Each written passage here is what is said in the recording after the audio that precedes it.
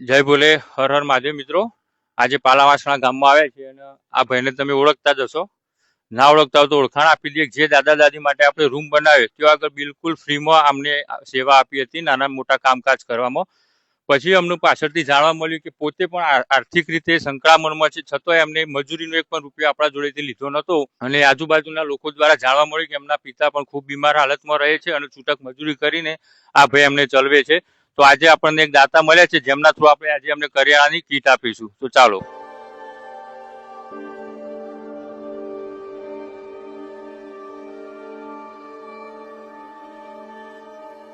આપણે એમને આ ઘરની અંદર આવી ગયા છે. તમે ઘરની હાલત જોઈ શકો છો. જગીરાભાઈની બાવાવાળા ઘર છે, તૂટેલો નળિયો છે, પતરો છે. અને સૌથી મહત્વની વાત કે એમના પિતા જે છે એ બિલકુલ બેડ રેસ્ટ છે. આ એકલા જ ભાઈ એવા છે કે જે છૂટક મજૂરી કરીને અને સવારે એમનું સંભાળવાના, એમની તકેદારી રાખવાની, મજૂરીએ જવાનું અને પાછું ફરી એમની સાર સંભાળ માટે આવવાનું, બધું આ એકલા કર્યું છે. તો જાણીએ એમને તકલીફ શું હોય. શું જગીરાભાઈ, શું થયું એમને? કમરની તકલીફ પડી જતા ભૂઈ કમરની તકલીફ. કેટલા ટાઈમથી બેડ રેસ્ટ? દવા દુનિયા બંને કરાય પણ કોઈ ફરક પડ્યો નહીં. કેટલો ટાઈમ થયો? 12 વર્ષથી સતત આ રીતે જ છો. અને આ ભાઈ તમારી સાર સંભાળ રાખે? છોકરો જોડી રહે.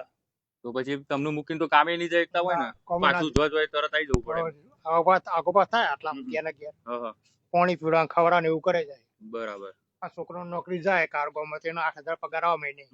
એમાં દવા લાવવાના, બધું કરિયાણું લાવવાનું પૂરું થઈ જાય. પેરેલાઇઝ શરીર આખું લખવા વાળું પગ બગાડ કમળો તકલીફ કમરમાં.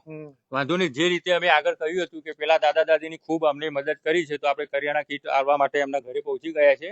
આજની આ જે કરિયાણાની કીટ આપી એ મહેસાણા તાલુકાના રામપુરા ગામથી ચૌધરી યાનવી ચંદ્રેશભાઈ તરફથી હતી. દીકરી યાનવીનો જન્મદિવસ હતો, તો દીકરીને ખૂબ ખૂબ જન્મદિવસની હાર્દિક શુભેચ્છાઓ અને ચંદ્રેશભાઈનો આભાર કે એમના દ્વારા મળેલી કીટ એક જરૂરિયાતમંદ પરિવાર સુધી પહોંચી શકી છે.